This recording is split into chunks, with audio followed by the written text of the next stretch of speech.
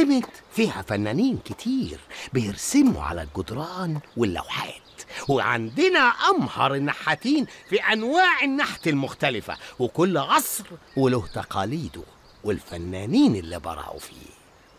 أنا هجيب لك كل الأدوات الممكنة يا كنوز. طب في حاجة مهمة قوي، أنا جعت.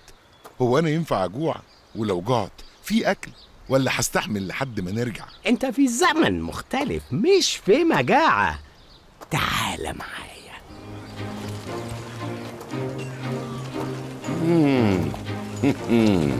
عظيم عظيم يا حمقيون.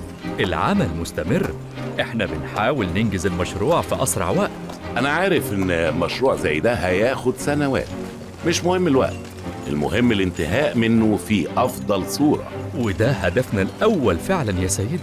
اللي بيحصل ده مشروع بيخدم كيميت في المقام الأول.